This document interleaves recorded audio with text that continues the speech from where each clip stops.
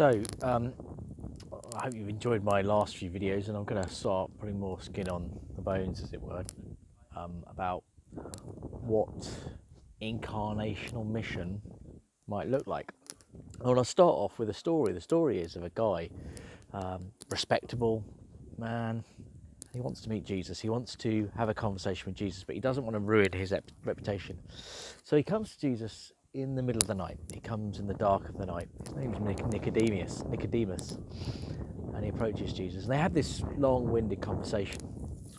And in the end, part of this conversation, Jesus talks about being sent into the world, not to condemn the world, but to save it. The Son is sent, not to condemn, but to save. The message, which talks about is condemn, says not wagging a finger. I like that. But Jesus is sent, missio. The Latin word missio means to be sent. And in the same way that Jesus is sent into the world, we are sent into the world.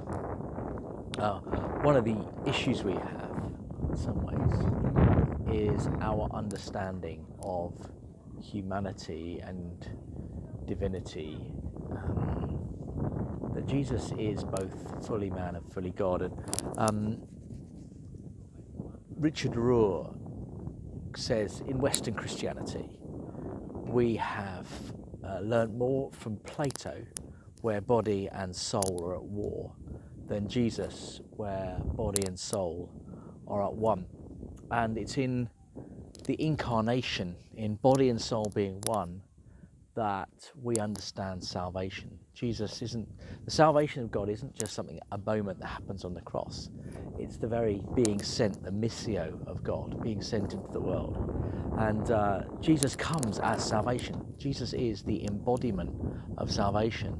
I mean, the Plato thing's really interesting, and it affects our way of thinking in so many ways.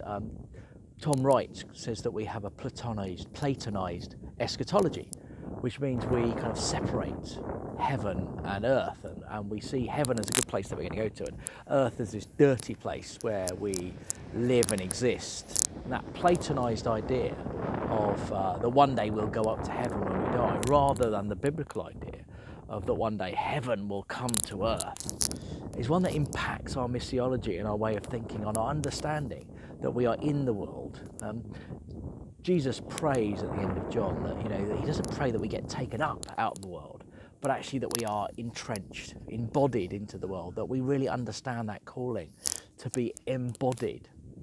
Jesus, in many ways, is embodied salvation. He is embodied good news. So often we think the gospel is something to be preached, whereas in fact, for Jesus, the gospel was to be lived, was to be embodied in everything he did and said and the way he conducted himself. Jesus is sent into the world by God. He goes down into the dirt. I love the idea that he comes down into the dirt, which is a bit what we talked about before about kenosis, that he empties himself. He kind of goes from the heavenly into the ordinary, and he lives in the ordinary with us. Our problem is we so often want the extraordinary. We want the big conference, the big event, the summer special. But actually this time, because we can't go to those things, actually we've got to deal with the extraordinary in the ordinary. We've got to deal with this stuff in our ordinary lives.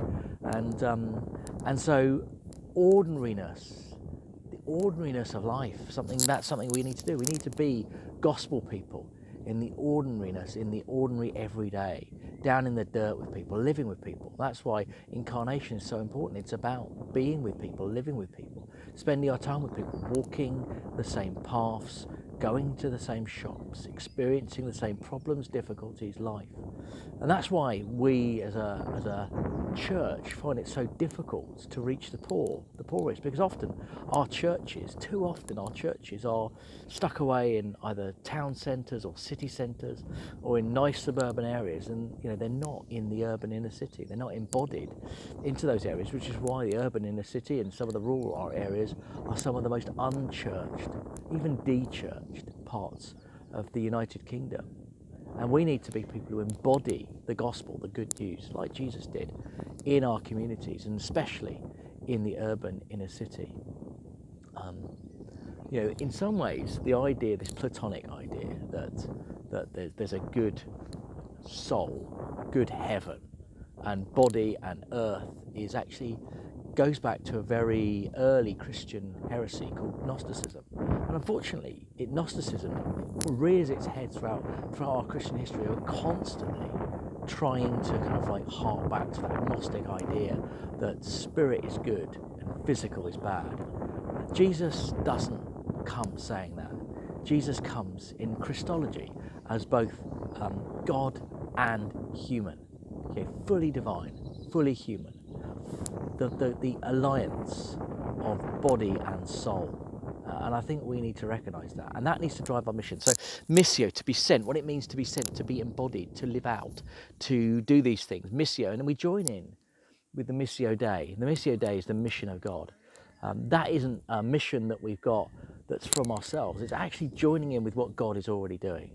God is already saving the world, and he's saving it through Jesus. And we're going to talk a little bit more about atonement. But also what we sometimes do is we forget that we are embodiments.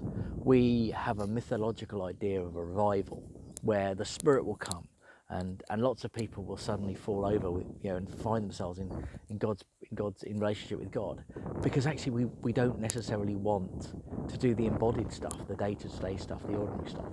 And I'm going to talk about revival later. But in the meantime, I hope you've enjoyed this session. It's only small, only short.